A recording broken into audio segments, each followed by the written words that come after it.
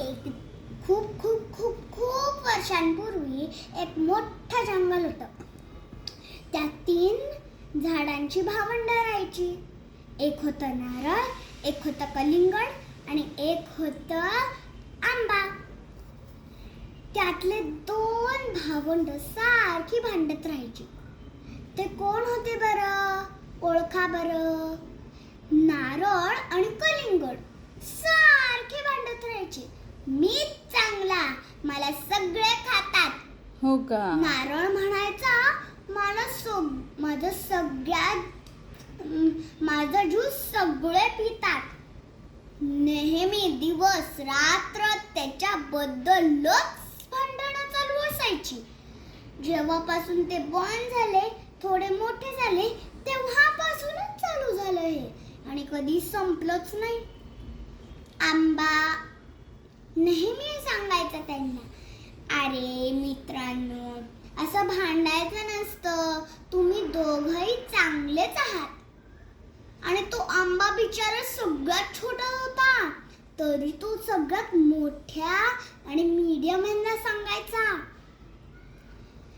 आणि मग त्यांची आई पण सांगायची, बाळांनो असं भांडू नका. त्यांची आई कोण असेल बरं? पृथ्वी.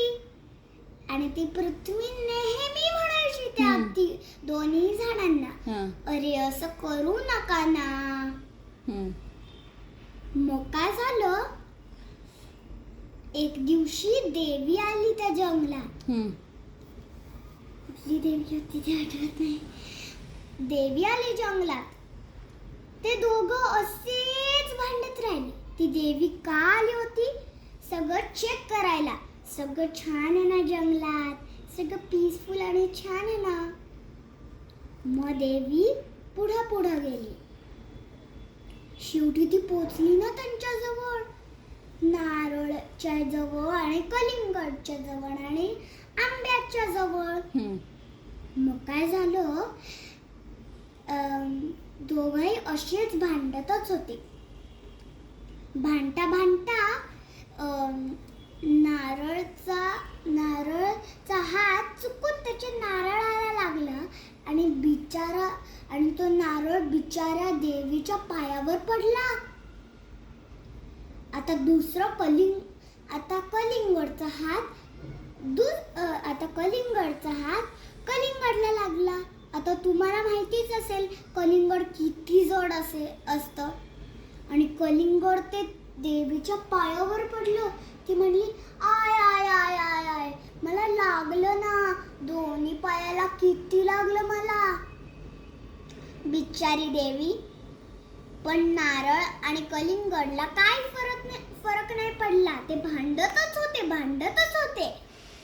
पण आंबा म्हणला, अरे देवी, ये माझ्या झाडाखाली बस. तुला बरं नाही वाटत आहे ना? हे घे, जरा माझे आंबे खा. देवी खूप खुश झाली आणि म्हणली, गॉड ब्लेस यू. तुला खूप ब्लेसिंग्स मिळतील. आणि हे पण एक ब्लेसिंग मिळेल की तू पूर्ण जगाचा राजा होशील. पण नारळ आणि कलिंगड अजून थांबले नाही. देवीने त्यांना थांबवलं आणि म्हणलं, तुम्हाला ब्लेसिंग्स नाही मिळणार. तुम्हाला एक पनिशमेंट मिळायला पाहिजे. आणि तुम्हाला कळलं का तुमच्यामुळे माझ्या पायाला किती लागलं? ते म्हणले, सॉरी देवी, आम्ही असं नाही करणार. पण देवीने ऐकलंच नाही. आणि देवीने म्हणलं, नारळा, तू मोठा होशील ही पृथ्वीच्याच बाहेर जाशील आणि कोणीच तुझे नारळ नाही खाणार. कलिंगड, तुला अशी पनिशमेंट आहे की जे कोणी तुझ्या जवळ, तुला फक्त ब्लेसिंग्स नाही मिळणार. आणि तुझे जे फ्रूट्स आहेत ना, ते कोणालाच खायला नाही आवडणार. ते खूपच कडू असतील. कलिंगडला? हो. मग कलिंगड तर खातो की आपण. ते खूपच कडू असतील असं म्हणले ते. हम्म. म्हणजे कडू म्हणजे थोडंसं ज्युसी पण कधी कधी येल्लो असेल तो. बाहेरची बाजू बाहेरची हा. बाजू. नाही आतलीच ते जरा कडक कडक असतं ना ते. ओके. तर हा तसा राहशील तू. हम्म.